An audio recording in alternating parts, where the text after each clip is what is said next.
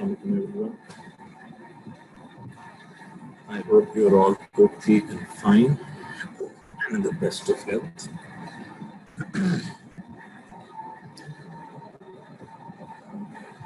सबसे पहले जो हम थोड़ा सा लेक्चर से पहले मैं चाह रहा हूँ कि आपसे हम जो डिस्कशन कर लें वो मैं करना चाह रहा हूँ on the test that you have just given on nucleus. हमने कल तक वो टेस्ट चेक कर लिया हुआ सारा और अब उसका इंशाल्लाह ताला चंद दिनों में रिजल्ट बन जाएगा। न्यूक्लियस अच्छा खासा बड़ा यूनिट है, इट्स अंडरस्टैंडेबल और डेफिनेटली फर्स्ट टाइम रीड करते हुए उसमें काफ़ी मुश्किल आता है, लेकिन कई क्वेश्चंस जो हैं न्यूक्लियसिया पे वो बड़े सिंपल और हमेशा आने वाले क्वेश्चंस हैं। वो ऐसे क्वेश्चंस हैं कि कम से कम मिनिमम हर एक को वो आने चाहिए।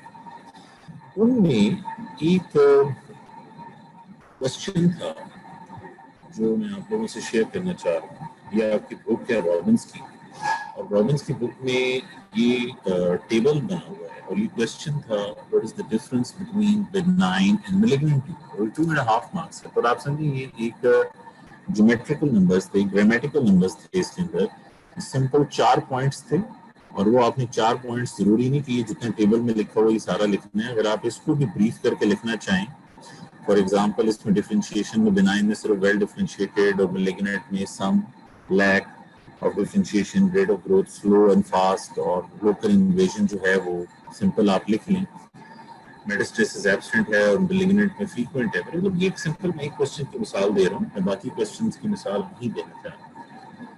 लेकिन इस क्वेश्चन में भी वो कहते हैं ना नकल के लिए अकल चाहिए। तो अब हुआ ये है कि बहुत सारे बच्चों ने गालिबन नेट की किसी साइट से या ऑनलाइन कोई जगह है जहां से भी उन्होंने वो कॉपी पेस्ट करके निकाला, लेकिन वो टोटली गलत, ठीक है ना। और वो जो एग्जांपल्स उन्होंने लिखी हुई थी बेनाइन और मैलिग्नेंट की, वो थी कि it is not movable, it is movable, it returns to original form, it does not return to original form. तो ये वर्डिंग ऐसी थी कि ये वर्डिंग हमारी बुक में कहीं भी नहीं लिखी, ठीक है। तो पहले तो समझ में नहीं आ रहा था, लेकिन फिर बाद में हम वो आपस में जब कोलीग्स डिस्कस करती हैं तो वो बात सामने आई, ये लगता यही है। और उन्होंने एक कोलीग ने बल्कि वो एक नेट की साइट दिखाई भी कि जहाँ से मोस्ट प्रोबेबली ये शेयर हुआ हो। लेकिन मैं हैरान हुआ क्योंकि अगर मैं बजाते खुद अगर टाइप करना चाहूँ तो मैं अगर टाइप भी करूँ, फॉर एग्जाम्पल वेरी क्विक निकल चाहूँ गूगल से, तो भी बेनाइन और मैलिग्नेंट के जो डिफरेंसेस हैं वो नहीं आते जो अवाम में लिखे हुए हैं।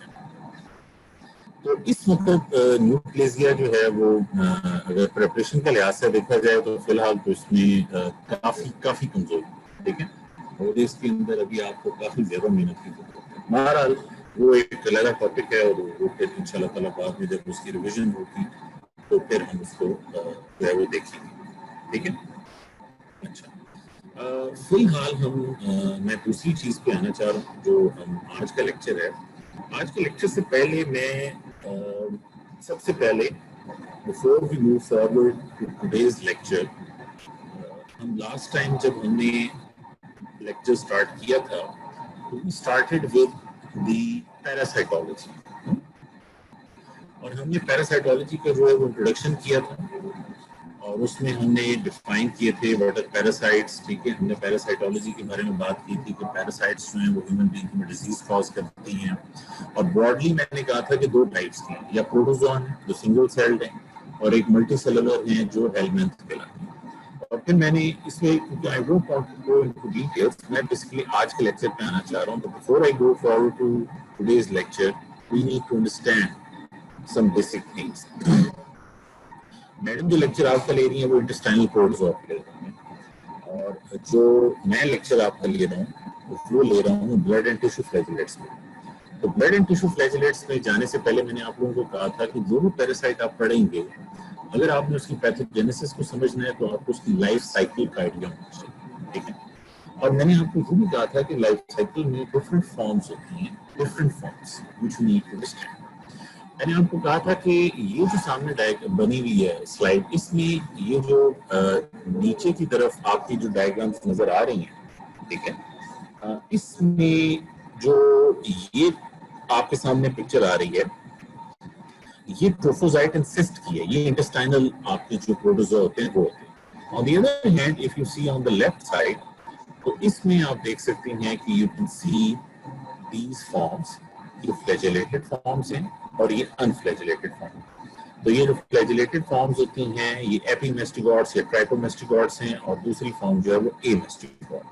ठीक है, अब ये मैंने आपको लास्ट लेक्चर में जब इंट्रोडक्शन था तो उसके अंदर ये बात करी। अब हम इसी को बात को लेकर, ठीक है, अब इसी चीज को लेकर हम आगे चलेंगे। अब हम आज के लेक्चर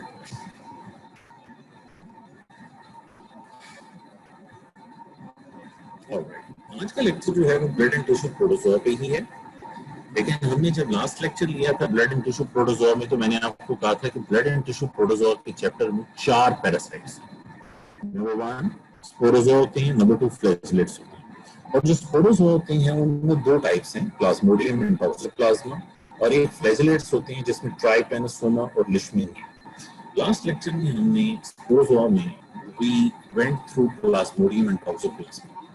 अब हम इस लेक्चर में हम ट्राइपेनोसोम्स पढ़ें, लिशमीनिया नहीं, सिर्फ ट्राइपेनोसोम पढ़ें। तो जो वो ट्राइपेनोसोमा खुद इतना लेंथी है, तो अगर हम लिशमीनिया और ट्राइपेनोसोमा एक लेक्चर में कवर करने की कोशिश करें तो वो आपके लिए भी कंफ्यूजिंग है।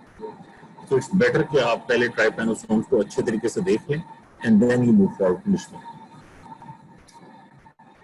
नाउ ये हमारे ब्लड फ्लैजेलेट्स हैं। जो पिछले लेक्चर में हमने प्लाज्मोडियम और टॉक्सोप्लाज्मा पढ़े हैं वो स्पोरोजोआ, उनकी डिफरेंट फॉर्म्स जो आपने पढ़ी हैं वो क्या थी, मीरोजोइट्स थी, यानी आपने पढ़ा कि वो मीरोजोइट्स जो होती हैं वो निकलती हैं लिवर से। फिर आपने पढ़ा कि वो हिप्नोजोइट्स होती हैं, ठीक है ना। फिर हमने पढ़ा स्पोरोजोइट्स होती हैं। तो आपने उसकी डिफरेंट फॉर्म्स पढ़ी जो उसकी लाइफ साइकिल में, दे आर ऑल स्पोरोजोआ, ठीक है। यहाँ जो फॉर्म्स हैं ये फ्लैचेला फॉर्म, ये आपके सामने एक आरबीसी फिल्म आपको नजर आ रही है, ब्लड फिल्म नजर आ रही है, in which you see this parasite which has a very typical undulating surface. बहरहाल इसमें हम जब देखना चाहेंगे ट्राइपेनोसोम्स में, ये पूरा एक जीनस है ट्राइपेनोसोमा, ठीक है। इसमें 3 मेजर पैथोजेंस हैं। Number 1, Trypanosoma cruzi. Number 2, Trypanosoma gambiense and Trypanosoma rhodesiense. अच्छा, ये जो ट्राइपेनोसोमा है, क्रुजाई, गैम्बियंस एंड रोडियंस, ये सारे के सारे एक ही जीनस में आ रहे हैं जिसको ट्राइपेनोसोम्स कहते हैं, ठीक है। अच्छा, अब जो ट्राइपेनोसोमा डिजीज कॉज करता है उसको हम कहते हैं ट्राइपेनोसोमियासिस, ठीक है।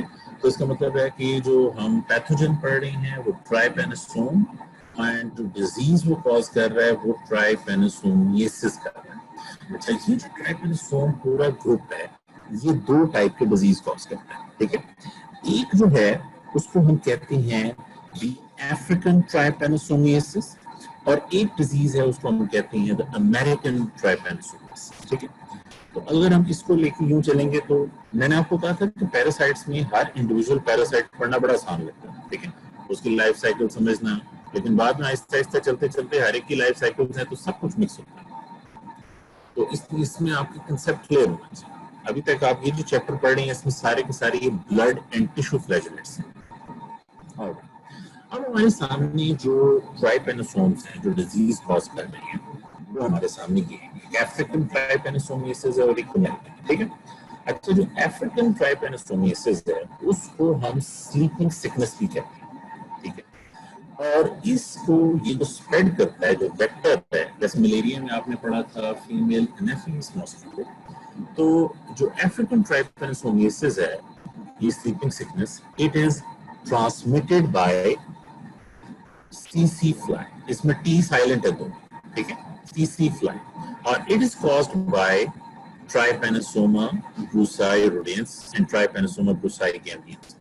आपने ये जो अभी पीछे मैंने आपको ये जो पढ़ाई है 3 स्पीशीज, ये जो गैम्बियंस एंड रोडेंट्स है, इन दोनों को ट्राइपैनोसोमा ब्रूसाई कहते हैं और सब गैम्बियंस कहते हैं। लेकिन हम उस 90 नाम को लिखने के बजाय हम आसान नाम लिख लेते हैं कि खाली हम ट्राइपैनोसोमा गैम्बियंस और ट्राइपैनोसोमा रोडेंट्स कह देते हैं।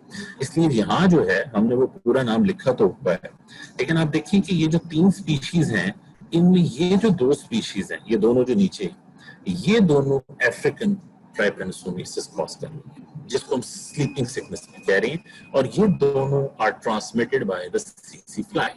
ठीक है। ऑन द अदर हैंड एक है अमेरिकन ट्राइपैनोसोमियासिस, और अमेरिकन ट्राइपैनोसोमियासिस को हम चेगास डिजीज भी कह रहे हैं, और ये ट्रांसमिट होती है, एक बग है जिसको हम रेडोविड बग भी कहते हैं और किसिंग बग भी कहते हैं। क्यों कहते हैं किसिंग बग, ये भी आगे चल के पढ़ते हैं। तो it is caused by trypanosoma brucei, trypanosoma brucei 12। ठीक है। ये हमारे सामने 3 स्पीशीज हैं, इसमें जीनस में ब्रूसाई अमेरिकन ट्राइपैनोसोमियासिस कर रही है, और गैम्बियंस और रोडेंट्स जो हैं वो दोनों अफ्रीकन ट्राइपैनोसोमियासिस कर रही है। और जो अफ्रीकन है उसको स्लीपिंग सिकनेस भी कहते हैं और अमेरिकन को चेगास डिजीज भी कहते हैं। ठीक है। ये हमारे सामने अभी तक सामने आई है। अब हम सबसे पहले जो है वो पढ़ेंगे वो ट्राइपैनोसोमा की जो पहली स्पीशीज है, जैसे ट्राइपैनोसोमा क्रूजाई कह रहे हैं, वो पढ़ेंगे। ठीक है। ट्राइपैनोसोमा क्रूजाई में जो बग है वो कौन सी है, द किसिंग बग, जिसको रेडोविड बग भी कहते हैं। ये आपके सामने रेडोविड बग है। ठीक है। ये टिपिकल रेडोविड बग है, और ये बग है और ये पैरासाइट है जिसे ट्राइपैनोसोमा क्रूजाई कहते हैं। ठीक है। ऑलराइट। अब इसमें जो इंपॉर्टेंट प्रॉपर्टीज हैं ट्राइपैनोसोमा क्रूजाई के अंदर वो क्या है। नंबर 1, ये ट्राइपैनोसोमा क्रूजाई डिजीज जो कॉज करता है उसको चेगास डिजीज कहते हैं, और वो अमेरिकन ट्राइपैनोसोमियासिस भी कहलाता है। नंबर 1। नंबर 2, जो वेक्टर है, वेक्टर जिससे वो स्प्रेड होगा, जैसे मलेरिया फीमेल एनाफिलिस मॉस्किटो है, तो यहाँ वेक्टर जो है वो रेडोविड बग है, इसको किसिंग बग भी कहा जाता है। What is the host, host इसमें ह्यूमंस हैं एंड एनिमल्स में। ऑलराइट। और एनिमल रेजर्वायर होस्ट इसमें कौन कौन से हैं, domestic cat, dog, wild species such as the armadillo, raccoon and rats.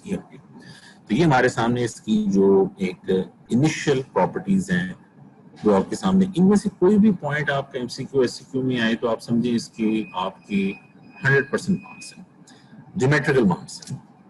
अगर रेडोविड बग का जिक्र आ रहा है तो आप फॉरेन ट्राइपैनोसोमा क्रूजाई की तरफ बात करें। अच्छा, अब हम उस ऑर्गेनिज्म पे आते हैं जिसकी तरफ हम आ रहे हैं, और यहाँ हमारा वो नॉलेज शुरू होता है कि हमने कहा था कि different form of the organisms हैं जो मौजूद हैं। ट्राइपैनोसोमा क्रूजाई में 3 developmental stages. Number 1 is the epimastigote. वैसे तो शुरू में प्रोमेस्टिगॉट, एपीमेस्टिगॉट और ट्राइपोमेस्टिगॉट्स होते हैं। ठीक है। लेकिन जो वेक्टर है, वेक्टर से मुराद ये है कि रेडोविड बग, उसमें ये फॉर्म एपीमेस्टिगॉट होती है। ठीक है। और उसके बाद जब ह्यूमन बीइंग में आती हैं तो ब्लड के अंदर ये ट्राइपोमेस्टिगॉट की फॉर्म में होती है। ठीक है।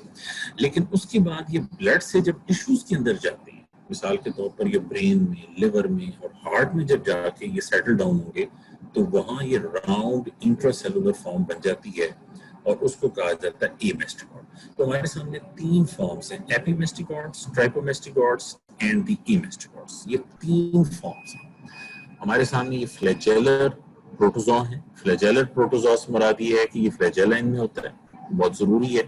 ठीक है। अगेन ये आपके सामने जो पिक्चर है, इसमें ऊपर की तरफ ह्यूमन बीइंग्स में डिफरेंट फॉर्म्स में और नीचे इंसेक्ट में डिफरेंट फॉर्म। अगर हम इसको और ज्यादा आसान रखना चाह रहे हैं तो ह्यूमन में अगर हम ब्लड में देखें, सीएसएफ में देखें, ये ट्राइपैनोसोम की बात हो रही है, तो ये ट्रिपोमेस्टिगॉट्स की फॉर्म है। ठीक है। फ्लैजेला है और अंडुलेटिंग मेम्ब्रेन है।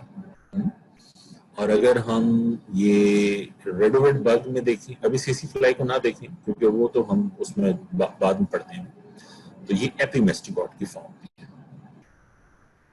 और अगर हम टिश्यूज में देखें तो ये एमेस्टिगॉट फॉर्म है। ठीक हो गया। इसको अभी हम फिलहाल ये जो बाकी जो हमने सैंड फ्लाई और ये बाकी चीजें, इसको अभी हम ना ही देखें तो बेहतर है। ये हमारे सामने ये पिक्चर है diagram of the organism itself, the parasite itself, and you can see here that this is the an undulating membrane. ये जो इसकी membrane undulate कर रही है, ये flagella है, इसमें एक cytoplasm है. ये जरूरी नहीं है कि आपको ये डायग्राम बनानी आए या आपको ये कहा जाए कि ये आप बनाएं, ठीक है? It is just for your understanding कि आपको एक आइडिया हो कि ट्राइपेनोसोमा जो है वो कैसी होती है. ये ट्राइपेनोसोमा क्रूज़ाई ब्रुसाई दोनों एक जैसे होते हैं. अब हम बेसिक चीज जो पैथोजेनेसिस को समझने के लिए आती है वो लाइफ साइकिल, ठीक है? लाइफ साइकिल समझने के लिए अगेन फिर वही वाली बात आ जाएगी कि हम लाइफ साइकिल को अगर समझना चाह रहे हैं तो फर्स्ट ऑफ ऑल हम शुरू होती हैं बग से, क्योंकि लाइफ साइकिल आधी जो होगी वो बग पे चलेगी और आधी जो होगी वो ह्यूमन बीइंग में आएगी. Now the reduviid bug it bites the reservoir host. Reservoir host कौन है? वो ह्यूमन बीइंग भी हो सकता है, वो एनिमल भी हो सकता है. जब वो बाइट लेगा तो it would ingest the trypomastigotes present in the blood of host. हमने पढ़ा है ना कि ब्लड में जो और फॉर्म मौजूद है वो ट्राइकोमेस्टिगॉट्स है. तो रेडविड बग जब इंजेक्ट करता है तो इंजेक्ट करने से पहले वो ब्लड मील जो ले रहा है उस ब्लड मील में the patient is sick. Patient already उसको डिजीज होगा और उसमें से वो जो ब्लड में से ट्राइकोमेस्टिगॉट्स हैं वो ले रहा है. वो ट्राइकोमेस्टिगॉट्स जब बग के अंदर जाएंगे, उसके गट में जाएंगे, दे वुड मल्टीप्लाई, ठीक है, and they would differentiate first into epimastigotes and then into trypomastigotes. तो इसका मतलब ये हुआ कि जो ट्राइकोमेस्टिगॉट्स हैं वो उसने एज अ ब्लड मील ले लिया, फिर वो ultimately in the gut, in the insect gut, they would multiply and then they would differentiate in the form of epimastigots. ये हमने अभी पहले देखा भी है कि ब्लड में ट्राइकोमेस्टिगॉट्स हैं और वेक्टर में एपिमेस्टिगॉट्स हैं. अच्छा, आगे चल के जब बग के अंदर ये एपिमेस्टिगॉट्स बन जाएंगे, नाउ द बग और एपिमेस्टिगॉट्स के बाद फिर ट्राइकोमेस्टिगॉट्स होंगे. जब ये बग अब नेक्स्ट टाइम बाइट करेगी ह्यूमन बीइंग को तो होगा ये कि जिस साइट पे उसने बाइट किया that site is contaminated with the feces of the bug containing trypomastigotes. तो बेसिकली अब वो इंजेक्ट नहीं कर, हो ये रहा है कि वो जो बग है वो हो सकता है बाइट करके जो है वो भेजे. और एक चीज ये भी हो सकती है कि द फीसेस जो उसने उस साइट पर उसकी आई हैं, हो सकता है कि वो साइट पर जो फीसेस हैं उनमें ट्राइकोमेस्टिगॉट्स. अब वो बग फीसेस स्किन में एंटर कैसे होती है? दे कैन एंटर, मिसाल के तौर पर अगर वो आंख के करीब हैं तो हम आईज को रब करते हैं, कंजक्टिवा रब कर रहे हैं. ऑन द अदर हैंड अगर हम वो जो बाइट साइट है उसमें स्किन ब्रेक होता है, बहुत ज्यादा जैसे इचिंग होती है, तो उस तरफ अगर we if there is a break in the skin, the bug feces might enter the skin. और अगर वो स्किन में एंटर हो गई, they would go directly into the blood.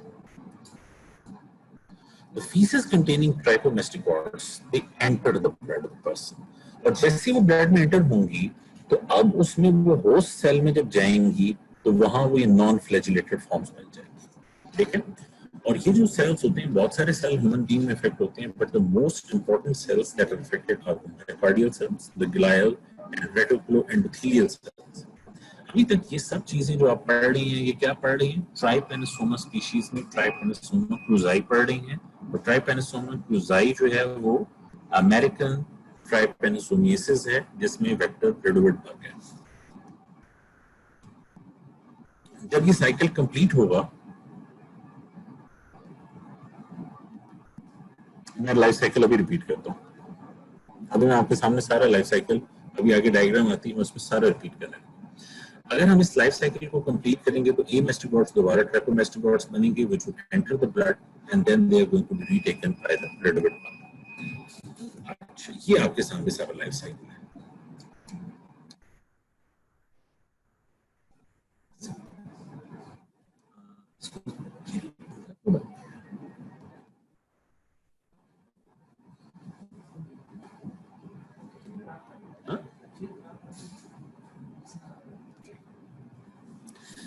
अच्छा, ऑलराइट.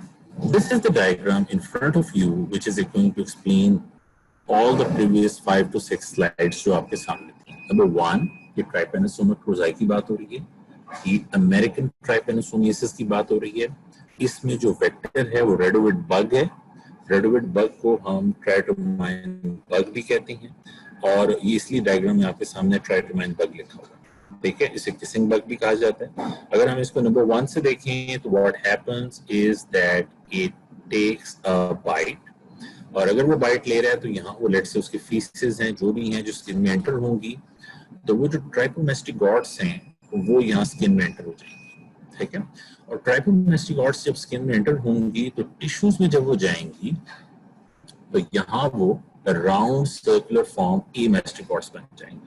देखो क्या, ये यहाँ एग्जिस्ट करेंगी इन द टिश्यूज. हमें नहीं पता God knows for how long. अच्छा, अब एक चीज ये हो सकती है कि टिश्यूज में ये मल्टीप्लाई करती रहे बाय बाइनरी फिशन, और उसके बाद ये टिश्यूज से दोबारा जब ब्लड में रिलीज होंगी तो अगेन दे वुड फॉर्म ट्राइपोमेस्टिगॉट्स. ठीक है.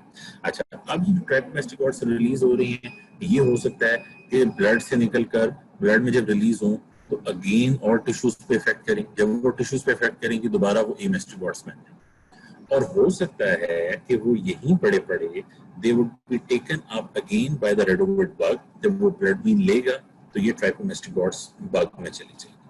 जब ये बग में जाएंगी तो यहाँ ये उसकी गट में एपीमेस्टिगॉट्स में कन्वर्ट हो जाएंगी. जब एपीमेस्टिगॉट बनेंगी तो वो मल्टीप्लाई करती रहेंगी.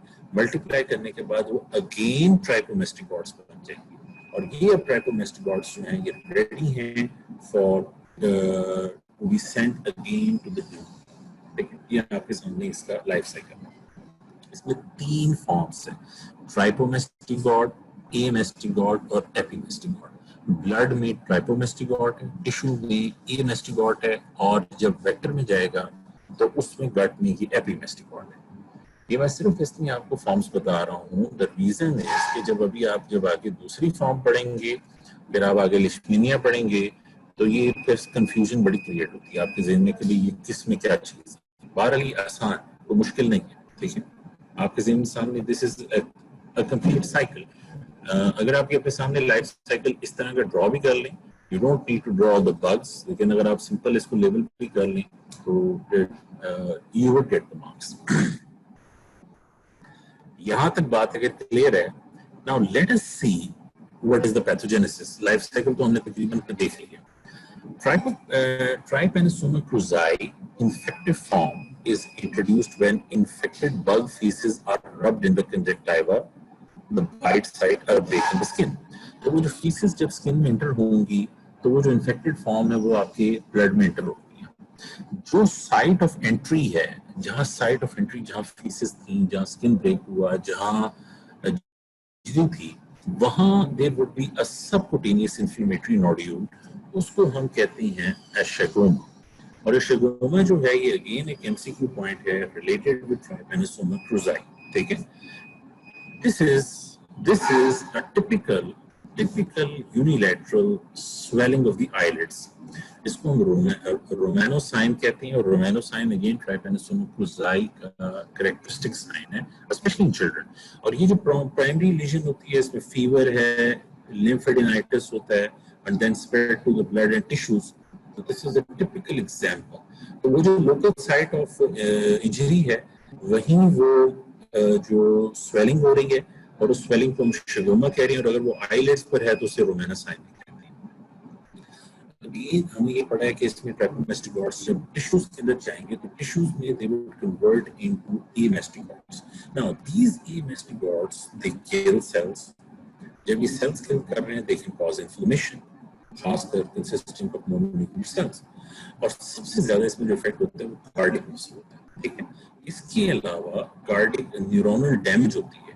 Neuronal damage leads to cardiac arrhythmia. Cardiac arrhythmia से मुराद ये है कि जब हार्ट जो है it is innervated with the nerve cells, तो जो नर्व्स हैं अगर वही डिस्ट्रॉय हो रही हैं तो दैट मींस कि it is no longer under control of the neurons, जिसकी वजह से हार्ट रेट और हार्ट बीट्स हैं वो अनकंट्रोल्ड होंगी. जो अनकंट्रोल्ड हैं वो एरिथमियास कहला रही हैं.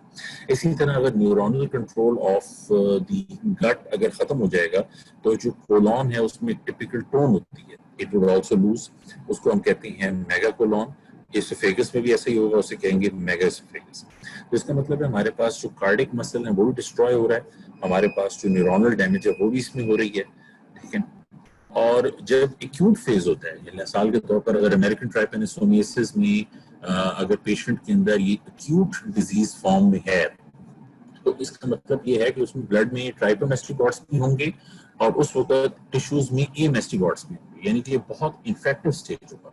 अलबत्ता अगर क्रॉनिक फॉर्म है, पेशेंट में डिजीज पुराना चलता आ रहा है, तो ब्लड में ट्राइपोमेस्टिकॉट्स तो नजर नहीं आएंगे, लेकिन टिश्यूज में अगर बायोप्सी की जाएगी तो एमेस्टिकॉट्स होंगे, मौजूद होंगे, ठीक है।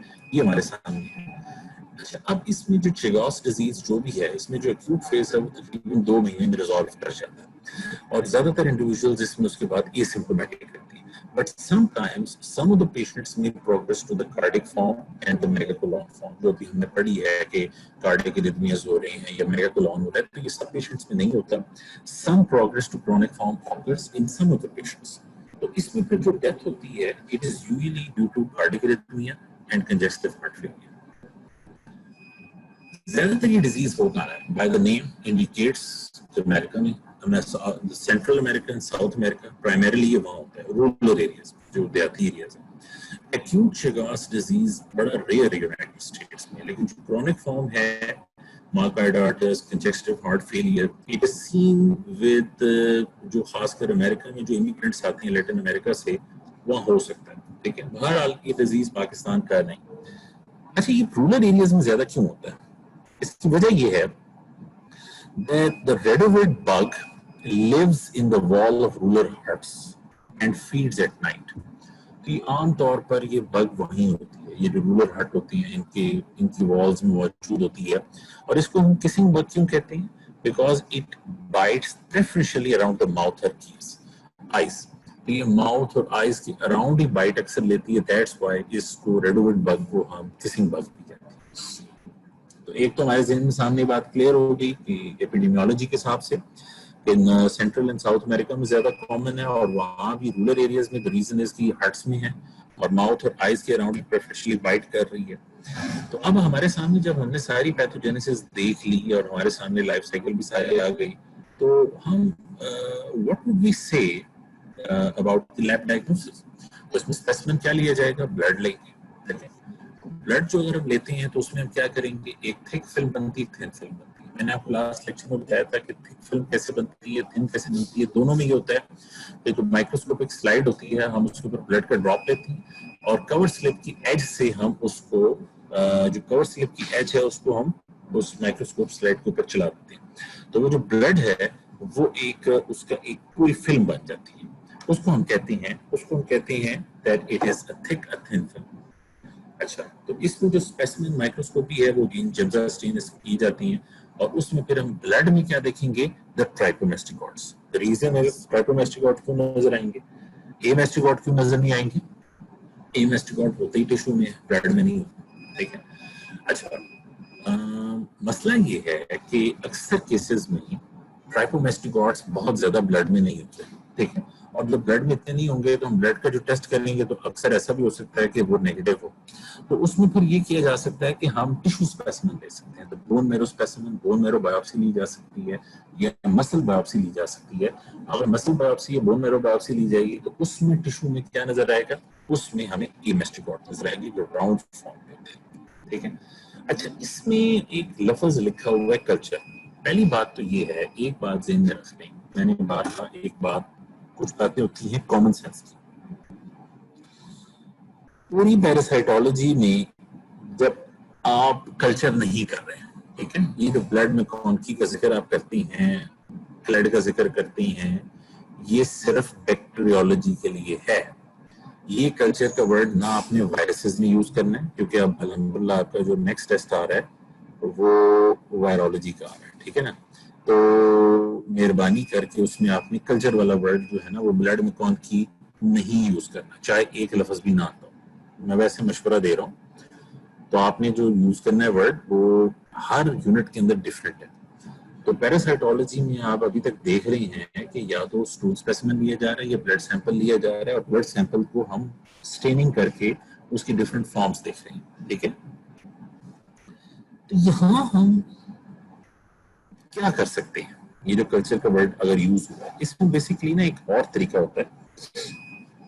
अगर हमने वो जो सैंपल होता है मिसाल के तौर पर, ये एक स्पेशलाइज्ड मीडिया होती है, स्पेशलाइज्ड मीडिया ये यूज होती है। अगर आपको कंफ्यूज हो रही है तो बेशक ये कल्चर वाला वर्ड ना यूज करें। इसमें एक और टर्म यूज होती है जिसे कहते हैं जीनो डायग्नोसिस। जीनो डायग्नोसिस ये होता है कि एक बग हमने लिया है लेबोरेटरी में, वो अनइन्फेक्टेड है, हमने लैब में उसको पाला पोसा है, लैब रेड है, ठीक है, हमने उसको 2 हफ्ते भूखा रखा, 2 हफ्ते उसको बिल्कुल भूखा रखा, ठीक है, और उसके बाद हमने वो जो पेशेंट ब्लड है, जिस पेशेंट को हम सस्पेक्ट कर रहे हैं, हमने उस पेशेंट का ब्लड उसको दिया, ठीक है। अब होगा क्या कि वो जो बग जो उसके अंदर वो जो ट्राइपेनोसोम्स जाएंगे तो वो मल्टीप्लाई करते रहेंगे, एपीमेस्टिगोट्स और फिर ट्राइपोमेस्टिगोट्स बनेंगे, और फिर वो हम उसके फीसिस और रेक्टम में देखेंगे। तो इस तरीके से हम एक इनडायरेक्ट तरीका है डायग्नोज करने का कि अच्छा इस पेशेंट में वाकई ट्राइपेनोसोम्स हैं या नहीं। कहने का मकसद ये है कि पेशेंट इन्फेक्टेड है लेकिन हमें ब्लड में नजर नहीं आ रहे ट्राइपेनोसोम्स। तो दूसरा तरीका ये है कि हम बग को कहेंगे कि तुम ब्लड इंजेस्ट करो, और उसके बाद उसके अंदर जब वो मल्टीप्लाई कर जाएंगे तो फिर उसकी फीसिस में हम अल्टीमेटली बाद में ट्राइपेनोसोम्स ऑब्जर्व कर सकते हैं। एक इनडायरेक्ट तरीका है जिसको जीनो डायग्नोसिस कहते हैं। बाहर आपको बुक में लिखा हुआ, इसलिए आपको समझाने के लिए ये बताना जरूरी है। एक और चीज है सीरोलॉजी, हम पेशेंट का सीरम देखेंगे। बात वही वाली बात है कि क्या पेशेंट में एंटीबॉडीज बन रही हैं? जी, the patient becomes infected for life और antibodies persist throughout life. तो हम जो एंटीबॉडीज टेस्ट करते हैं उसमें इनडायरेक्ट फ्लोरेसेंट एंटीबॉडी टेस्ट है, इनडायरेक्ट हीमोग्लूटिनेशन टेस्ट है, एलाइजा है। ये सारे टेस्ट तकरीबन इन्फेक्शन के 1 महीने बाद पॉजिटिव रहते हैं, और ये ट्रीटमेंट करने के बाद भी पॉजिटिव रहती हैं। इसका मतलब ये है कि एंटीबॉडीज के बनने का ये मतलब है कि इस पेशेंट में इम्यूनिटी बन गई है। अलबत्ता हम ये नहीं कह सकते कि ही इज इन्फेक्टिव नाउ और नॉट, क्योंकि इन्फेक्टिव मुराद ये होती है कि अगर इन्फेक्टिव है, जैसे वो कह रहे हैं कि इवन आफ्टर ट्रीटमेंट के बाद वो ठीक तो हो गया लेकिन एंटीबॉडीज फिर भी परसिस्ट कर रही हैं। प्रिवेंशन कैसे कर सकते हैं? रेड ब्लड बग को हमें संभालना, इम्प्रूव्ड हाउसिंग हो, हमारे जो हट्स हैं उनके अंदर किसी किस्म की बग्स मौजूद ना हो, इंसेक्ट कंट्रोल हम करें, क्योंकि इसमें कोई ड्रग या वैक्सीन अवेलेबल नहीं है। इसकी तरह ब्लड ट्रांसफ्यूजन जो हमें करनी है, we have to test for the antibodies to trypanosome cruzi, एंड इसमें अगर एक पेशेंट इन्फेक्टेड है विद एंटीबॉडीज भी उसमें है, that blood should not be used for any kind of blood transfusion, ठीक है। तो ये हमारे सामने अभी तक हमने ट्राइपेनोसोम क्रोजाई पढ़ा है। ट्राइपेनोसोमा क्रोजाई के साथ जो अब हम दूसरा पढ़ने लगे हैं, वो ट्राइपेनोसोमा की जो 2 स्पीशीज और हैं वो हम अपने सामने देखने लगे। उसमें एक है ट्राइपेनोसोमा गैम्बियंसी और ट्राइपेनोसोमा रोडेसेंस। ट्राइपेनोसोमा रोडेसेंस और गैम्बियंसी दोनों के लिए जो वेक्टर है उसको सीसी फ्लाई कहते हैं, जो आपके सामने नजर आ रही है, ठीक है। तो ये जो फ्लाई है, it's a little bit different as compared to the reduviid bug. Alright, यहाँ हमारे सामने अब हम जो 2 ये जो स्पीशीज की बात कर रहे हैं, ये भी डिजीज कॉज कर रही है। इसको हम कहते हैं अफ्रीकन ट्राइपेनोसोमियासिस, और ये जो डिजीज है इसको हम स्लीपिंग सिकनेस भी कहते हैं। ये स्लीपिंग सिकनेस कहते इसलिए हैं कि इसमें जो पेशेंट है वो लेथार्जिक हो जाता है, पेशेंट बहुत ज्यादा टायर्ड आउट हो जाता है, इसमें सोमनेलेंस यानी कि बिल्कुल हर वक्त नींद का आते रहना, और इतना ही टायर्ड आउट हो जाता है। दैट इज वाई वैसे तो ये अलामात आम तौर पर अगर हम लेक्चर हॉल में देखें लेक्चर के दौरान तो ये तब भी मौजूद होती है अक्सरों में, लेकिन बहरहाल वो वेक्टर की वजह से नहीं होती है। उसमें अगर वेक्टर देखा जाए तो वो हमारा लेक्चर होता है, लेकिन खैर यहाँ जो है वो वेक्टर सीसी फ्लाई है और ये एक्चुअली एक डिजीज है। तो इसमें जो वेक्टर है इसको हम कहेंगे सीसी फ्लाई। ये डबल टी साइलेंट है इसमें, इसको ग्लोसिना सीसी फ्लाई कहा जाता है, और होस्ट रिजर्वोयर जो है इसमें वो ह्यूमन बींग्स है। अच्छा, इसमें मैंने एक चीज कही है कि एक है गैम्बियंस और एक है rhodesiense. Human beings are the host reservoir in gambiense, और जो रोडेसेंस है उनके रिजर्वोयर डोमेस्टिक और वाइल्ड दोनों एनिमल्स में होते हैं। डोमेस्टिक एनिमल्स जो हमारे पास जो भी ये जो पालतू जानवर हैं, जैसे खासकर ये जो गाय भैंस वगैरह, और जो वाइल्ड एनिमल्स हैं लाइक एंटेलोप्स, जो बिल्कुल हिरन और उसकी टाइप ही है, तो ये उसमें भी मौजूद होते हैं, ठीक है। अगेन इसकी जो स्ट्रक्चर है या मॉर्फोलॉजिकल फॉर्म्स हैं वो वही है। ट्राइपेनोसोम ब्लड में ये ट्राइपोमेस्टिगॉट्स की फॉर्म में होता है, ठीक है। और ये जो ट्राइपोमेस्टिगॉट्स हैं ये वो क्या है, ये एलोंगेटेड बॉडीज हैं which are supporting a longitudinal lateral undulating membrane और इसमें फ्लैजेला होता है। फिर इसके अंदर एक काइनेटोप्लास्ट होता है जो सर्कुलर डीएनए है inside the single mitochondria. It's a dark stained body lying immediately adjacent to the basal body. ये पैराबेसल बॉडी मौजूद है जहां से फ्लैजेला निकल रहा है, तो ये इसके साथ ही काइनेटोप्लास्ट मौजूद है। इसकी लाइफ साइकिल तकरीबन 3 हफ्ते की है। अच्छा, इसकी लाइफ साइकिल में क्या हो रहा है, यहाँ अब टोटली वेक्टर डिफरेंट हो गया। नंबर 1 सीसी फ्लाई आ गई, वहां रेडोविड बग। अब सीसी फ्लाई क्या करेगी, ब्लड मील लेगी, again it is going to ingest the trypomastigotes. देखिए थोड़ा थोड़ा अगर आपको पिछला याद आ रहा है तो अब आपके लिए लाइफ साइकिल पढ़ना आसान हो जाएगा। नाउ वो trypomastigotes they would multiply in the insect gut, then they would migrate to the salivary glands, वहां वो एपिमेस्टिगॉट्स में ट्रांसफर होंगे, फिर मल्टीप्लाई करेंगे, then they would form metacyclic trypomastigotes which are transmitted by the CC fly bite। सिर्फ एक word add हुआ है, अगर आप उसमें भी लिखना चाहें तो लिख सकते हैं कि एपिमेस्टिगॉट्स कन्वर्ट हुए मेटासाइक्लिक ट्राइपोमेस्टिगॉट्स में। पहले मैं सिर्फ बोलता जा रहा था एपिमेस्टिगॉट से ट्राइपोमेस्टिगॉट, अब मैं बोल रहा हूँ मेटासाइक्लिक ट्राइपोमेस्टिगॉट्स। वो जो ऑर्गेनिज्म है वो अब इस केस में स्लाइवा में मौजूद है। Organism in the saliva is injected in the skin, और वो इंजेक्शन की फॉर्म में जब जा रहा है तो it enters the blood. Blood में ये प्रॉपर ट्राइपोमेस्टिगॉट्स कन्वर्ट हुआ और ये मल्टीप्लाई करेगा, ठीक है। अच्छा, अब यहाँ एक खास बात ये है, these species are rarely found as amestogods in contrast to Trypanosoma cruzi and Leishmania। लेशमीनिया भी हमने नहीं पढ़ा, वो नेक्स्ट लेक्चर में पढ़ेंगे, लेकिन बहरहाल इन दोनों फॉर्म्स में एमेस्टिगॉट्स कॉमनली टिश्यूज में पाई जाती है। तो यहाँ एक फर्क सामने आ रहा है। एक फर्क तो हमारे सामने ये आया कि ये रेडोविड बग में क्या हो रहा था, जो ह्यूमन बींग्स में खासकर at the site of bite वो फीसेस वगैरह होती हैं जो फिर रबिंग की वजह से स्किन में जाती है। यहाँ स्लाइवरी ग्लैंड्स में वो इंजेक्शन की फॉर्म में ब्लड में जाएगा, ट्राइपोमेस्टिगॉट्स कन्वर्ट होंगे, लेकिन एमेस्टिगॉट्स बहुत रेयर हैं, नहीं होंगे। ये हमारे सामने इसकी लाइफ साइकिल है, और ये लाइफ साइकिल हम और आसान कर दी, क्योंकि देखिए ना जो पिछली लाइफ साइकिल अभी देखिए ना, इसमें हम क्या देख रहे हैं, सीसी fly taking a blood meal and it injects the metacyclic trypomastigotes। metacyclic trypomastigotes उसने इंजेक्ट किए, वो जो इंजेक्टेड मेटासाइक्लिक ट्राइपोमेस्टिगॉट्स हैं उन्होंने ब्लड स्ट्रीम ट्राइपोमेस्टिगॉट्स बन गए।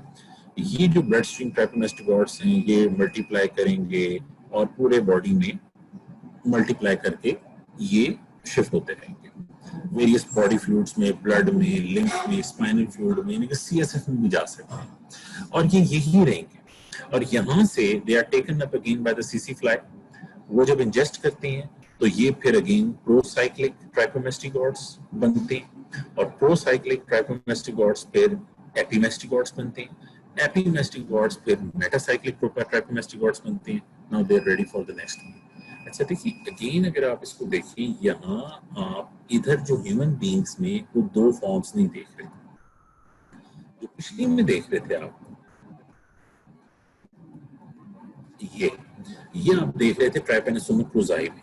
क्रूज़ाई में आप देख रहे थे कि उसने ट्राइपोमेस्टिगॉट्स जब अंदर बॉडी में आए हैं तो वो टिश्यूज में एमेस्टिगॉट बने हैं, और वहां से जब रिलीज होंगे तो वो ट्राइपोमेस्टिगॉट्स बनेंगे। ट्राइपोमेस्टिगॉट्स जो है वो अगेन टिश्यूज में जाएंगे तो एमेस्टिगॉट्स बनेंगे, और वो trypomastigotes are taken up by the reduviid bug. तो इसका मतलब है यहाँ हमारे सामने 3 फॉर्म्स हैं, ठीक है ना, विच आर इधर जो हम देख रहे हैं, यहाँ जो हम गैम्बियंस में या रोडेसेंस में देख रहे हैं, यहाँ सीसी फ्लाई है और वो सुकून से ट्राइपोमेस्टिगॉट्स जो मेटासाइक्लिक इंजेक्ट करती है, जो कि फिर प्रॉपर ब्लड स्ट्रीम ट्राइपोमेस्टिगॉट्स बनती हैं, और वो फिर टेकन अप बाय द सीसी फ्लाई अगेन, जो फिर प्रोसाइक्लिक ट्राइपोमेस्टिगॉट्स बनती हैं, फिर वो एपिमेस्टिगॉट बनती हैं, और फिर मेटासाइक्लिक ट्राइपोमेस्टिगॉट्स बनती हैं।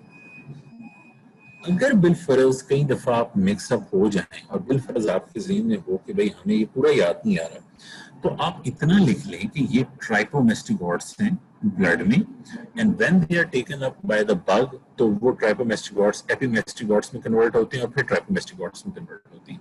ये इतना याद रख लें।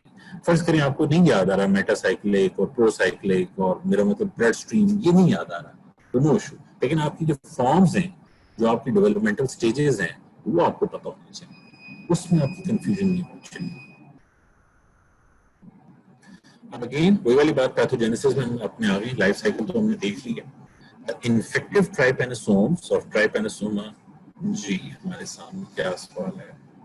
हाँ, ये सवाल आया जी मेटासाइक्लिक और प्रोसाइक्लिक है, बट ये डिफरेंट डेवलपमेंटल स्टेजेस हैं, ठीक है ना, ये डिफरेंट डेवलपमेंटल स्टेजेस हैं ऑफ द ट्राइपोमेस्टिकॉट्स। ठीक हो गया? ये देखिए, मैं वही वाली बात है ना कि मैं आपको सिंपल सी बात ही कर रहा हूँ कि अगर ये ट्राइपोमेस्टिकॉट्स जब सीसी फ्लाई में चले गए, तो ये ट्राइपोमेस्टिकॉट्स ने पहले प्रोसाइक्लिक बनना है। प्रोसाइक्लिक एक फॉर्म है, ठीक है, ये प्रोसाइक्लिक फॉर्म जरा इनिशियल फॉर्म है जो बाइनरी फिशन के जरिए एपिमेस्टिकॉट्स में कन्वर्ट होगी, और एपिमेस्टिकॉट मल्टीप्लाई करते करते एक फॉर्म थोड़ी सी चेंज करेंगे और मेटासाइक्लिक प्रोमेस्टिकॉट्स ट्राइपोमेस्टिकॉट्स में, ठीक है, इतनी सी बात है, वो इतना डिफिकल्ट नहीं है। बहरहाल ये जो इन्फेक्टिव फॉर्म्स हैं, they are introduced through the bite of the सीसी fly in the host reservoir, और यहाँ जो साइट ऑफ इनोकुलेशन, जब हम कहते हैं site of inoculation, that means कि जहाँ उसने बाइट लिया है, उस साइट को हम साइट ऑफ इनोकुलेशन कहते हैं। To cause variable induration and swelling, induration यानी कि जो स्किन स्वेलिंग उसके साथ हो रही है, इसको हम कहते हैं प्राइमरी लीजन। और ये जो प्राइमरी लीजन है, it may trans progress to form a trypanosomal Shankar.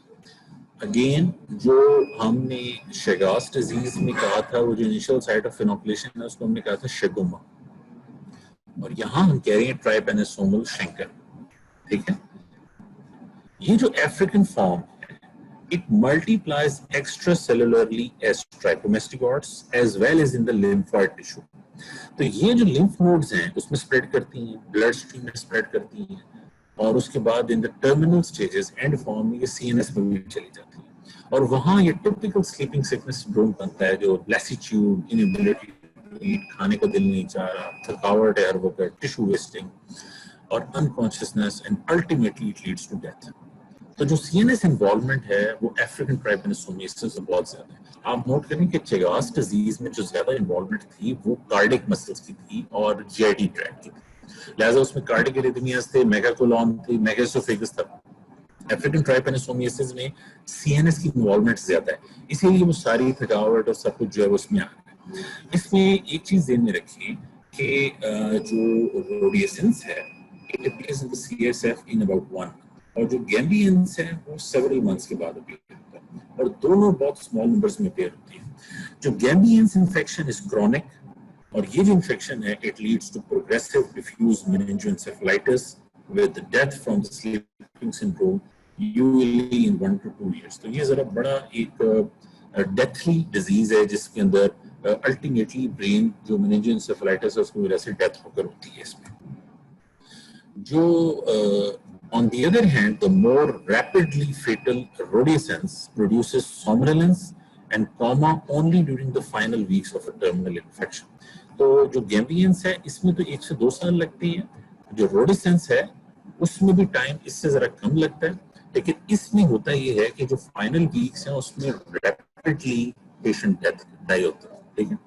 अच्छा, ये जो ट्राइपेनोसोम्स हैं चूंकि बॉडी फ्लूइड्स में मौजूद हैं, they can be transmitted through the placenta and the congenital infections can occur in hyperendemic।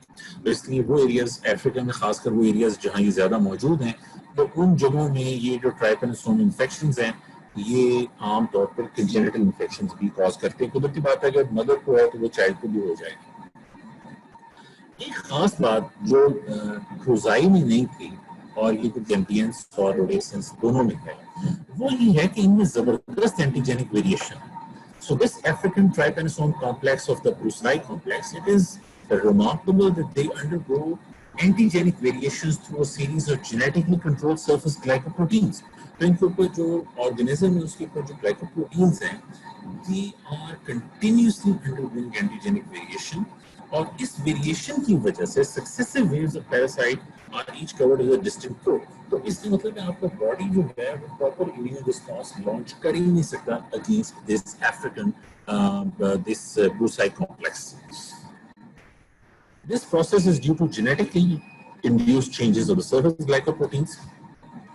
ये जो different antigenic surface proteins बन रही हैं, इसकी वजह से the parasite is able to evade the host immune response. Immune response जो है वो हो ही नहीं सकता. Each population is reduced, but is promptly replaced with another antigenic type before the preceding one is eliminated. इसके कहने का मकसद ये है कि जो पहली population जो इसमें end हो रही थी, वो end होते होते अगली आ चुकी होती है और आपके बॉडी की इम्यूनिटी जो है वो अभी समझ ही रही होती है कि ये जो टाइप है ये है कौन सी, एंड बाय दैट टाइम इसके अंदर वेरिएशन आ चुकी होती है and they are able to launch another attack. Epidemiology Africa, उसमें जो अमेरिकन थी वो सेंट्रल और साउथ अमेरिका का। यहाँ जो डिजीज है वो एंडेमिक है इन सब सहारन अफ्रीका और नेचुरल हैबिटेट है सिसिल fly. Both the sex of fly, यानी कि male and female, they take the blood meals and can transmit the disease. आपको याद होगा कि मैंने जब मलेरिया का कहा था तो मलेरिया में मैंने कहा था कि फीमेल एनाफिलिस मॉस्किटो। अच्छा, उसमें फीमेल क्यों होती है? क्योंकि वो फीमेल ने ही ब्लड में लेकर अल्टीमेटली जो ऑफस्प्रिंग है वो डेवलप करनी है। लेकिन यहाँ केस और है, यहाँ दोनों जो है वो ब्लड में ले रहे हैं और ट्रांसमिट कर सकते हैं और इनकी जो जिंदगी होती है वो 2 से 3 महीने होती है और उस पूरे दौरान ये इन्फेक्शस होते हैं। इसमें दोनों स्पीशीज अफ्रीका में मौजूद हैं। बहरहाल आपके बुक में लिखा हुआ है कि गैम्बियंस जो है वो वेस्ट अफ्रीका में है और रोडेसेंस जो है वो ईस्ट अफ्रीका में है। बहरहाल दोनों सेंट्रल अफ्रीका में मौजूद हैं। तो लैब डायग्नोसिस अगेन हम क्या लेंगे? ब्लड स्पेसिमेन क्या लिया जाएगा? ब्लड। और एनलार्ज लिम्फ ग्लैंड्स में से जो एस्पिरेटर को लिया जा सकता है और सीएसएफ लिया जा सकता है। अगर माइक्रोस्कोपी देखेंगे तो अगली स्टेजेस में हमें क्या नजर आएगा? ट्राइकोमेस्टिकॉट्स नजर आएंगे। ये तो अब हम आज पढ़ चुके हैं ना कि ब्लड में हमें ट्राइकोमेस्टिकॉट्स नजर आती हैं, वेक्टर में हमें एपिमेस्टिकॉट्स नजर आती हैं और टिश्यू में हमें बायोप्सी में हमें एमेस्टिकॉट नजर आती है। ठीक है, अगर हम शंकर का एस्पिरेट लें, शंकर क्या है? वो साइट ऑफ इनोकुलेशन, तो उसमें शायद वाली बात है पैरासाइट खुद नजर आ जाए। The presence of trypanosomes in CSF, अगर बिलफरस पेशेंट का हम सीएसएफ सैंपल लें और उसमें ट्राइपेनोसोम नजर आ गए, हमें ये भी नजर आया कि प्रोटीन लेवल ज्यादा है, तो इसका मतलब ये कि पेशेंट अब एंड स्टेज में पहुंच गया, वो एनसेफेलिटिक स्टेज में पहुंच गया। बहरहाल इसमें सेरोलॉजी भी है, आईजीएम टेस्टिंग भी हम करते हैं, व्हिच इज हेल्पफुल। इसमें प्रिवेंशन क्या है? वैक्सीन, इसमें कोई वैक्सीन नहीं है। इसकी प्रिवेंटिव मेजर्स वही है कि ये जो सीसी फ्लाई साहब हैं इसको हम इसके खिलाफ हम प्रॉपर नेटिंग और प्रोटेक्टिव क्लोथिंग यूज करें और जो फॉरेस्ट है अराउंड द विलेजेस हम उसको क्लियर करें और प्रॉपर इंसेक्टिसाइड्स यूज करें। ये हमारे सामने जो है वो आज का है। अगेन अगर हम इसमें थोड़ा सा देख लें, हमें कोई सारी चीज नहीं देख रहे अभी तक। आपने जो ब्लड एंड टिश्यू फ्लैजिलेट्स में स्पोरोजोआ, जो प्लाज्मोडियम एंड टॉक्सोप्लाज्मा वगैरह पढ़े हैं और फ्लैजिलेट्स में आज आप इसको ट्राइपेनोसोमा पढ़ेंगे, नॉट लिस्टिंग। और आपने इसमें जो है वो आपने 3 मेजर स्पीशीज पढ़ी हैं, बुजाई, गैम्बियंस एंड रोडेसेंस, ये आपने पढ़ी है। आपने 2 टाइप की डिजीजेस पढ़ी हैं, अफ्रीकन अमेरिकन ट्राइपेनोसोमियासिस। इन दोनों डिजीजेस में आपने ये चीज पढ़ी है। सबसे पहले आपने अमेरिकन पढ़ी है जो चेगास डिजीज कहती है, रेड ओवर बग किसी बग से स्प्रेड होती है, ट्राइपेनोसोमिया is responsible for that.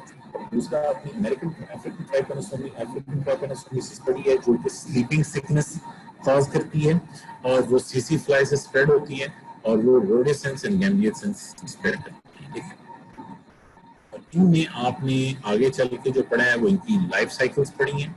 Life cycles में आपने इन दोनों में देखा है कि एक में रेडोवेड बग जो है वो ट्राइकोमेस्टिकॉट्स इंजेक्ट करती है ह्यूमन बींग्स में और वो फिर एमेस्टिकॉट टिश्यू में जाती है, बाहर निकलती हैं ट्राइकोमेस्टिकॉट्स। यही ट्राइकोमेस्टिकॉट्स रेडोवेड बग दोबारा लेती है, इन ट्राइकोमेस्टिकॉट में कन्वर्ट करती है, फिर ट्राइकोमेस्टिकॉट्स में कन्वर्ट करती है और they are ready to be taken up by the human being. On the other hand हम जब बात कर रहे हैं दी गैम्बियंस एंड रोडेसेंस में, तो यहाँ जो बात हो रही है वो हो रही है सीसी फ्लाई की और ये मेटासाइक्लिक ट्राइकोमेस्टिकॉट्स जो इंजेक्ट करती हैं वो ट्राइकोमेस्टिकॉट्स बनती हैं, they are taken up by the सीसी फ्लाई। वो जो है वो प्रोसाइक्लिक पेप्टास्टिकॉइड बनती है, एपिमेस्टिकॉइड बनते हैं, तो मेटासाइक्लिक पेप्टास्टिकॉइड्स बनते हैं। Any question related to today's lecture?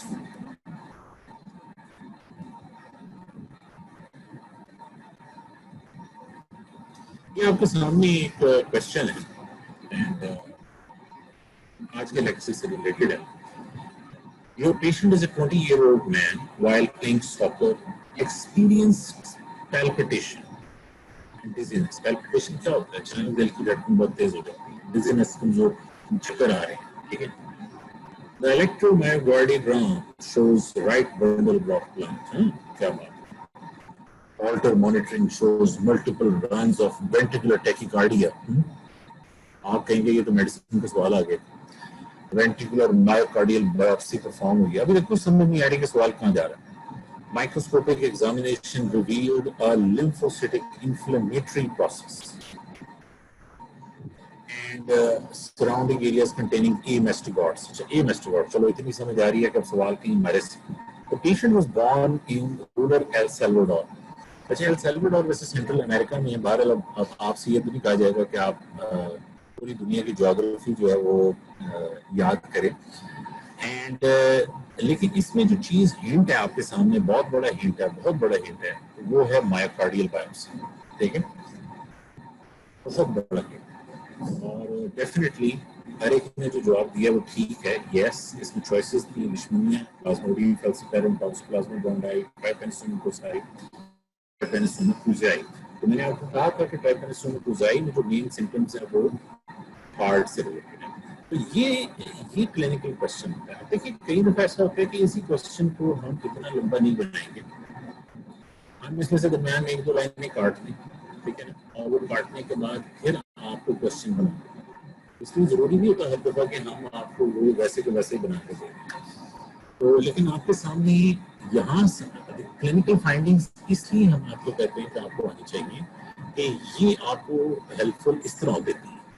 अगर ये कुछ सीएनएस के साइन सिम्टम्स ज्यादा देते हैं हम आपको, तो हम थोड़ा सा आपको हिंट इतना देंगे, जैसे इस सवाल में आपको एक बड़ा जबरदस्त हिंट दिया है, तो आपको पता चल गया कि क्लोजाई की बात है। Any other question related to the lecture?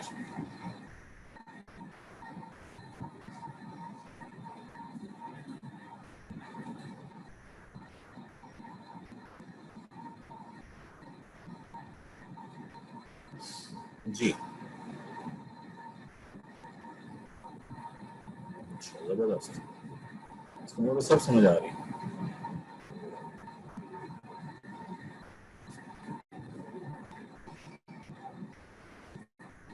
आपका जो टेस्ट है वो नेक्स्ट जो आ रहा है जो पैथोलॉजी का, तो वो है अब वायरोलॉजी। और वायरोलॉजी का टेस्ट जो है वो बन रहा है 1 जुलाई को, ठीक है, 1 जुलाई।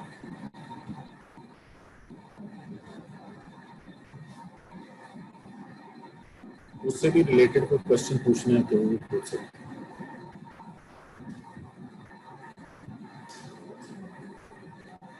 Any question related to that?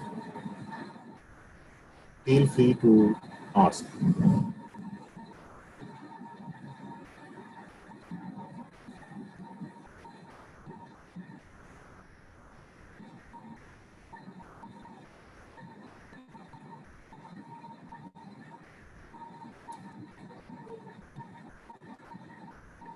ये सूरज चांद सितारों वाला कौन है? सूरज?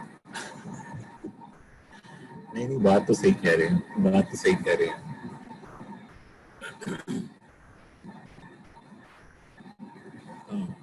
जनरल वायरोलॉजी का बता दें, क्या बताना है?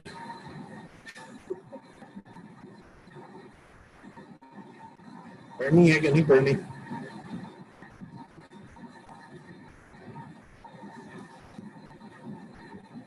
क्या बता दें कि इम्पोर्टेंट क्या है, क्या बात है?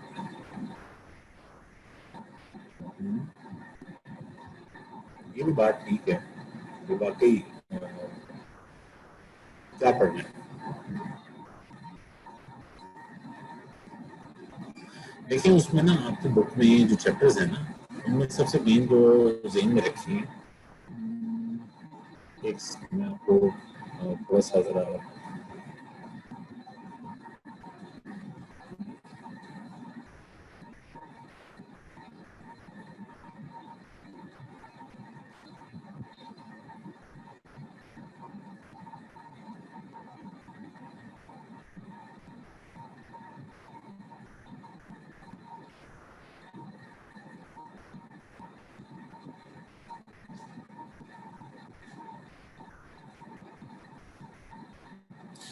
ये आपके सामने ना आपकी लेविंसन का जो बेसिक वायरोलॉजी सामने लिखी हुई है, ठीक है।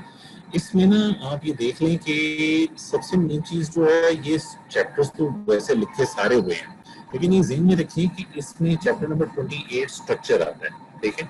स्ट्रक्चर और रेप्लिकेशन 28 29 ये दोनों पढ़ने वाले हैं, ठीक है। जो जहां तक स्ट्रक्चर का ताल्लुक है, स्ट्रक्चर में तो ये होता है कि बड़ा सिंपल सा बेस क्वेश्चंस हैं, जिसमें आइकोसाहेड्रल है, हेलिकल है, उसकी बात हो रही है, एनवेलप नॉन एनवेलप के डिफरेंस की बात हो रही है, जनरल वायरल की बातें हो रही है। जो रेप्लिकेशन है वो चैप्टर लंबा है, लेकिन रेप्लिकेशन में मैंने आपको पहले भी बताया था कि आपने उसमें इतना ज्यादा डिटेल में नहीं जाना, ठीक है। इसमें दो किस्म की हमने वायरल रेप्लिकेशंस पढ़ी थी। एक तो आपके सामने सिंपल टेबल 29.1 है, जिसमें स्टेजेस ऑफ वायरल ग्रोथ लिखी हुई, 7 स्टेप्स लिखे हुए। एक आपके पास ये भी है, और जितनी आपने वायरसेस पढ़ी हैं, चाहे डीएनए चाहे आरएनए वायरसेस पढ़ी हैं, तो ये तकरीबन रेप्लिकेशन सबकी इस जैसी। ये वैसे एक डीएनए वायरस की वो लिखी हुई रेप्लिकेशन, मैंने आपको जनरल स्टेप्स बता दिए थे। बाकी तो बड़ी डिटेल है कि जैसे पॉजिटिव पोलैरिटी और नेगेटिव पोलैरिटी क्या बोला है, तो वो बहरहाल एक अलग चीज है, लेकिन ये सिंपल स्टेप्स हैं। इसके बाद जो जेनेटिक्स एंड जीन थेरेपी है, इसको पढ़ने की फिलहाल जरूरत नहीं, ना classification of medically important viruses पढ़ने की जरूरत है। इसी तरह जो पैथोजेनेसिस का चैप्टर है, पैथोजेनेसिस चूंकि हर वायरस की इंडिविजुअली आपने पढ़नी ही है, लिहाजा इस चैप्टर को इधर गो थ्रू करने की भी इतनी ज्यादा जरूरत नहीं है। इसी तरह होस्ट डिफेंस में एक आध एमसीक्यू इंटरफेरॉन का आ सकता है, अदरवाइज इसी तरह लैब डायग्नोसिस जो है, इसके वो 5 बेसिक पॉइंट्स हैं, वो आपको आने चाहिए। अदरवाइज लैब डायग्नोसिस भी आपने चल के आगे सारा पढ़ना। मिसाल के तौर पर लैब डायग्नोसिस में इंट्रोडक्शन में ये 5 अप्रोचेस हैं, आइडेंटिफिकेशन इन सेल स्ट्रक्चर और माइक्रोस्कोपी है, सीरोलॉजी है, detection of viral antigens and viral nucleic acids, ये 5 पॉइंट्स हैं, ठीक है ना। तो इनको अगर आप देख लें खाली, बाकी आपको डिटेल लैब डायग्नोसिस और हर वायरस की आप अलग पढ़ेंगे। एंटीवायरल ड्रग्स करने की जरूरत नहीं है। वायरल वैक्सीन यस डिफरेंस आपको आना चाहिए। वायरल वैक्सीन में जो है, मैंने आपको पोलियो में भी पढ़ाया था, और वायरल वैक्सीन में वैसे भी सिर्फ ये जो टेबल है, ऐसे तो एक्टिव पैसिव इम्यूनिटी दोनों का पता होना चाहिए, लेकिन ये जो टेबल है आपको, जो मैंने अभी शायद अभी देखा है, ये वाला लाइव वैक्सीन टिल्ड वैक्सीन के डिफरेंस, ये आपने यहाँ भी पढ़े हैं और पोलियो में भी पढ़े हैं, तो इनको आप, तो आप इसका मतलब ये है कि जो जनरल वायरोलॉजी है उसमें स्ट्रक्चर रेप्लिकेशन आप कर लें और वायरल वैक्सीन कर लें, तो आपकी तकरीबन कवर हो जाती है, कंसिडरिंग द फैक्ट कि पैथोजेनेसिस और लैब डायग्नोसिस आगे चलकर आप हर वायरस के साथ साथ पढ़ रही हैं, ठीक है। तो ये ज़हन में रखें। इसी तरीके से जब आप क्लिनिकल वायरोलॉजी में आएंगे, तो क्लिनिकल वायरोलॉजी में भी जो हर्पीज वायरस है, उसमें तो खैर वो बहुत इंपॉर्टेंट है, क्योंकि हर्पीज वायरस में तो जो जो बजाते खुद जो हर्पीज का चैप्टर है, उसी के अंदर अच्छे खासे आपके पास वायरसेस हैं। हर्पीज सिम्प्लेक्स वायरस टाइप 1 2 है, वेरिसेला ज़ोस्टर जो चिकनपॉक्स कर रहा है, साइटोमेगालो एप्स्टीन बार वायरस हैं, ये सब के सब हैं। लेकिन ये बाकी जो सारे स्मॉल पॉक्स है, मोलस्कुम, कंटेजियज्म है, ह्यूमन पैपिलोमा, इनको फिलहाल पढ़ने की जरूरत नहीं है। इसी तरह जो रेस्पिरेटरी वायरसेस हैं, उनमें इन्फ्लुएंजा को आपने पढ़ना है, और कोरोना तो खैर अब आप चिमड़ गया है और आपके साथ अब जुड़ गया है और एक पेंडेमिक बन गया है, तो वरना तो पहले कोई पढ़ता कोई नहीं था, तो कोरोना को तो कोई भी नहीं पढ़ता था। तो बाकी रह गया जो चाइल्डहुड वायरसेस हैं, उसमें मीजल, मम्प्स, रूबेला बिल्कुल पढ़नी है, और रेबीज भी पढ़नी है, ठीक है। और इसके साथ साथ जो है, जो एंटेरिक ट्रैक्ट है, उसमें आपके पास पोलियो वायरस जो बहुत जरूरी है, तो आपको आना चाहिए। हेपेटाइटिस तो आपने अलग से ये सारा चैप्टर देखना। आर्बो वायरसेस में आपने जो डेंगू वायरस है, उस पर आपका मेन स्ट्रेस होना चाहिए। बाकी जो HIV चैप्टर एक रह जाता है। अच्छा, ये ट्यूमर वायरसेस है ना, बच्चे कई दफा कंफ्यूज होते हैं, कहते हैं कि हमें तो कहा गया कोई नहीं पढ़ना। पहली बात यह है कि tumour viruses in it self chapter तो कोई नहीं पढ़ता, लेकिन आपको इतना पता होना चाहिए कौन से वायरसेस हैं जो बाद में कैंसर को कॉज करते हैं। मैंने आपको हेपेटाइटिस सी डी दोनों को बताया था, वो दोनों कॉज करती हैं। एप्स्टेन बार वायरस जो है वो बकेट लिम्फोमा में कन्वर्ट होता है। तो इतना तो मेरा ख्याल है आपको पता होगा कि कौन से वायरसेस आगे कैंसर में जाते हैं, ठीक है। तो ये आपका है। एंड बाकी फिर इंशाल्लाह ताला नेक्स्ट लेक्चर में हम इंशाल्लाह ताला बात करेंगे। ओके, फ्रॉम नाउ इंशाल्लाह।